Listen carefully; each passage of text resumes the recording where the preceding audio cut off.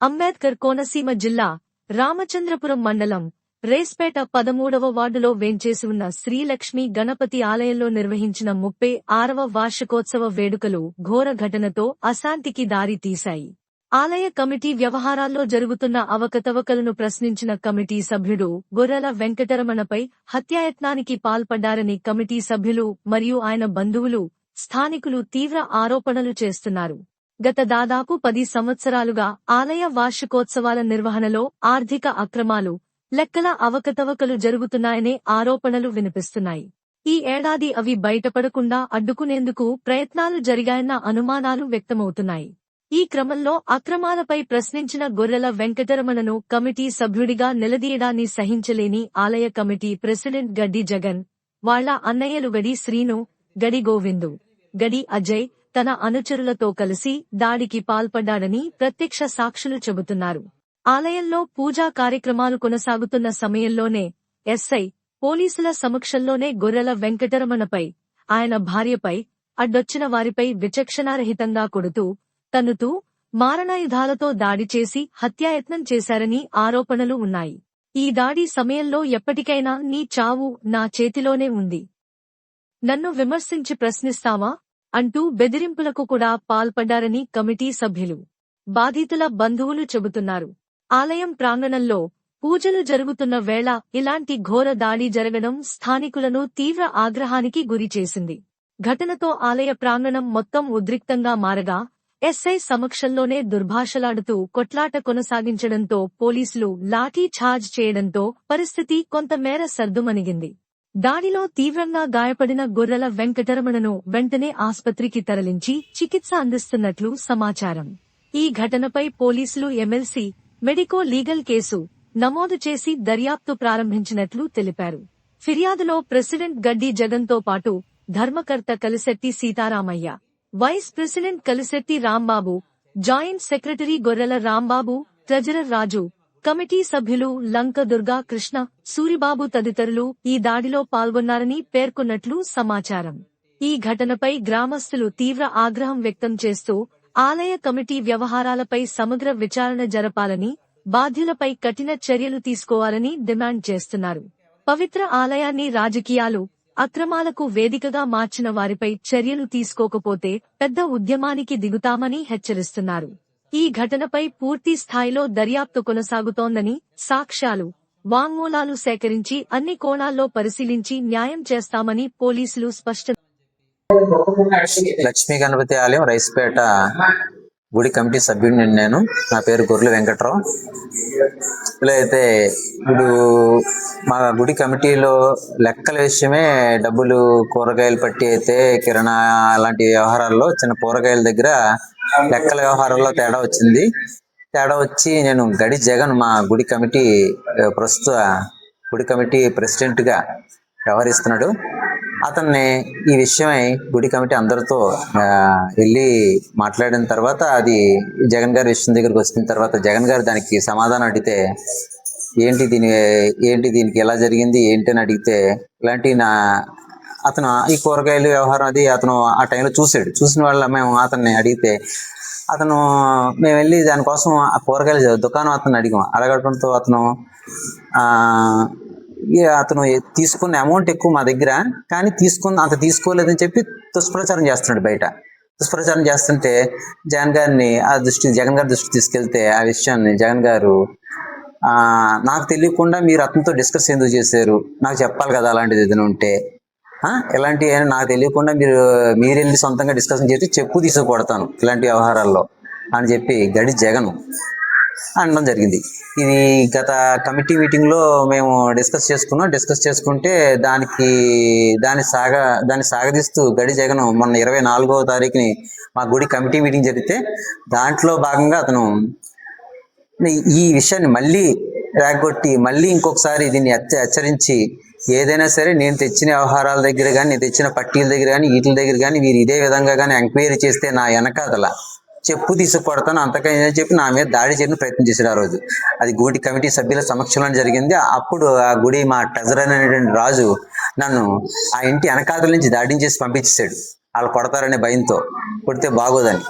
ఇప్పుడు ఈ రోజు ఏం జరిగిందంటే, ఈ రోజు మా గుడి 36వ వార్షిక దినోత్సవం అయితే భీష్మ ఏకాదశి రోజు ప్రతి సంవత్సరం మేము మా గుడి వార్షికోత్సవం చేసుకుంటాం. అందులో భాగంగా ఈ రోజు మా భార్య నేను 11:30 ప్రాంతంలో గుడికి దర్శనానికి వెళ్ళాం. దర్శనానికి వెళ్తే అప్పటికే మా గుడి కమిటీ మెంబర్లు అందరూ అక్కడ ఉన్నారు. అలాగే ఈ గడి జగను వాళ్ళ అన్నదమ్ములు అయినటువంటి గడి గోవిందు, గడి శ్రీను కుమారుడు గడి అజయ్, వీళ్ళు కొంతమంది వాళ్ళ అనుచరులు కూడా అక్కడ లేరు, కానీ తర్వాత వచ్చి జాయిన్ అయ్యారు. మేము అక్కడ అందరూ కూర్చొని ఉండగా నేను దర్శనం చేసుకొని మా భార్యనేమో గుడిలో 10 నిమిషాలు వెళ్ళిపోదాం కూర్చొని చెప్పి పంపించి, నేను ఇలా గుడి మెట్లు దిగుతున్నాను, వెనక్కి తిరిగి వెంటనే వీళ్ళు ఈ నలుగురు వెంటనే ఆ చైర్స్ నుంచి లేచి వెంటనే నా మీద అటాక్ చేశారు. వెంటనే మా గుడి కమిటీ సభ్యులు అందరూ వచ్చి అడ్డుకునే లోపే నా మీద అటాక్ చేసి ఒక్కసారిగా నా మీద దాడి చేశారు. అడ్డొచ్చినటువంటి మా భార్యని తోసి అవతల ఇసురు పడేశారు. తర్వాత ఇష్టారాజ్యంగా బూతులు తిట్టడం, తర్వాత అడ్డొచ్చిన మా పెద్దమ్మ గారు అబ్బాయి బొర్రెల రాంబాబు, తర్వాత ఇంకా ఎవరైతే కమిటీ సభ్యులు అందరూ దాడి చేసి అందరినీ కూడా విచక్షణ రహితంగా కొట్టి విడిపించడానికి ప్రయత్నం చేసే వాళ్ళని కూడా దాడి చేసి, ఎస్ఐ గారు వచ్చిన తర్వాత వచ్చారు సంఘ ఆ స్పాట్ కి. ఎస్ఐ గారు వచ్చిన తర్వాత కూడా ఎస్ఐ గారు ఉన్న సమక్షంలో కూడా ఇదే విధంగా ఎవడరా నా ఇంచా కొడక అని చెప్పి కొడత చంపేస్తామని చెప్పి భయభ్రాంతులు గురి చేస్తున్నారు. వీళ్ళు ఈ రకంగా చేయడం వల్ల, అంటే గుడి కమిటీలో గుడికి ప్రెసిడెంట్ గా ఉన్న వ్యవహారం చేస్తున్న వ్యక్తి ఈ రోజుకి వచ్చి ఈ రకంగా ఏదైనా గుడి సభ్యులందరూ సమక్షంలోనే ఏదైనా జరిగితే సమస్య ఉన్నప్పుడు అడిగిన సమాధానం చెప్పాలి. అంతేగాని గుడి లెక్కలు ఫైనాన్షియల్ గా నీకు లెక్కల తేడా ఉందని చెప్పినప్పుడు దానికి సామరస్యంగా సమాధానం చెప్పాలి తప్పితే అడిగితే కొడతాను, నా ఇష్టం వచ్చినట్టు చేస్తాను, నన్ను ఎవడు ఎంక్వైరీ చేయకూడదు, నా వెనకాతలు నేను తెచ్చింది అది మీరు వెళ్ళి ఎంక్వైరీ చేయకూడదు అనేటటువంటి ఈ విధంగా దుర్భాషలాడుతూ మమ్మల్ని వ్యక్తిగత కక్ష తీసుకొని, అంటే వీడిని కొడితే ఒక్క కమిటీ మెంబర్ని కొడితే ఇంకెవడో ఎప్పుడు నేను చేసేటువంటి అరాచకాల మీద కానీ దౌర్జన్యాల మీద కానీ ఈ ప్రాపకాల మీద కానీ ఎవడో మాట్లాడు అనేటటువంటి వ్యవహారంతో నన్ను కమిటీలో ఏదైనా సమస్య నుంచి కమిటీలో చెప్పాలి. అలా చెప్పకుండా వాళ్ళతో దర్శించుకోండి, నీ గుడి దర్శనానికి వెళ్ళగానే నా మీద ఈ నలుగురు అన్నదమ్ములు దాడి చేసి ఇష్టారాజ్యంగా ఎక్కి తొక్కి వివత్సంగా కొట్టడం జరిగింది. దాంతో నేను హాస్పిటలైజ్ జరిగింది. కానీ ఈ విషయాన్ని మాత్రం మా గుడి కమిటీ సభ్యులు సంవత్సరంలో మళ్ళీ మాట్లాడి దీని మీద మాత్రం అక్కడ జరిగినటువంటి ఏదైతే ఆ డబ్బుల వ్యవహారం తేలలేదో దాని మీద క్లారిఫికేషన్ ఇచ్చేదాకా నేను ఊరుకోను. అతను ఎంత నన్ను భయపెట్టి నన్ను ఏదో చేయాలనుకుంటున్నాను దాని మీద క్లారిటీ వచ్చి తీరాల్సిందే. ఖచ్చితంగా దాని క్లారిటీ వచ్చేదాకా నన్ను చంపినా సరే నేను ఊరుకోను, అందులో డౌటే లేదు. చంపేస్తాను, ఎలా చంపేస్తాను నేను ఈ రోజు కాకపోతే రేపు కాకపోతే ఎల్లుండి చంపేస్తాను అన్నాడు. చంపేసినా పర్లేదు, ఆ గుడి డబ్బు మాత్రం నువ్వు క్లారిఫికేషన్ ఇవ్వాలి, ఇచ్చి తీరాలి. అధికార పార్టీ ఏ పార్టీ ఉన్న అధికారంలో నేనే ఉంటాను అని ఏదో చెప్తున్నాడు. అది ఏమి అలాంటివి ఏమి అంత బలహీనంగా మన అధికార పార్టీ ఏం లేదు. ఇలాంటి వాళ్ళకి ఏం కొమ్ము కాసే సినిమా ఏమి ఉండదు.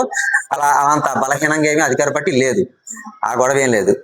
ఈ విధంగా మాత్రం ఈ విషయంలో మాత్రం ఖచ్చితంగా నేను ఆ గుడిలో ఏదైతే ఫైనాన్షియల్ గా ఏదైతే తేడా వచ్చిందో దానికి గడి జగన్ ఖచ్చితంగా సమాధానం చెప్పి తీరాలి. అంతేగాని అన్నదమ్ములు తీసుకొచ్చి ఆ అనుచరులు తీసుకొచ్చి దాడి చేపిస్తామంటే ఇది ఎవ్వరు ఏదో ఒక కమిటీ సభ్యులు కొట్టేస్తే ఇంకో కమిటీ సభ్యులు ఎవరు అడగరో, ఈ డబ్బుల కోసం అడగడో ఎవడో మాట్లాడో అని ఆయన అనుకుంటే అది ఆయన భ్రమ మాత్రమే. ఒకడు కొట్టేస్తే ఎవడు అడగడం అనుకుంటే భ్రమ మాత్రమే.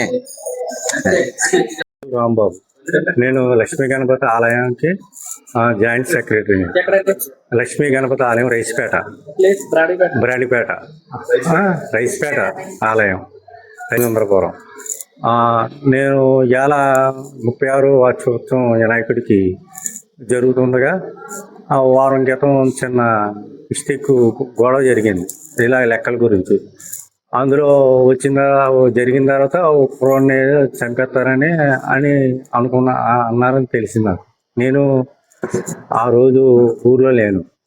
ఈవేళ గుడికి వచ్చి దర్శనం చేసుకుని వస్తే అవి గొర్రెల వెంకట్రావుని ఈ నలుగురు అన్నదమ్ములు గడి జగను, గడి గోవిందు, గడి శ్రీను, గడి అజయ్, మళ్ళీ నారాయణ, ఈ 5గురు కలిపి ఓ కుమ్మడికి వచ్చి కొడేశారు. గొర్రెల వెంకట్రావు అని అంటే మా పెన్నమ్మ గారు అబ్బాయి అమ్మ. ఆయన ఏంటంటే కమిటీ సభ్యుడా?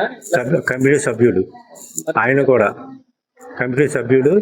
నేను జాయింట్ సెక్రటరీ, నేను సభ్యుడిని. అలాగా ఆ, ఈ రకంగా చంపేస్తానని చేసేస్తానని అనే బెదిరింటున్నారండి నాకు. వాళ్ళ వల్ల కొద్దిగా భయాందోళనగా ఉంది మాకు.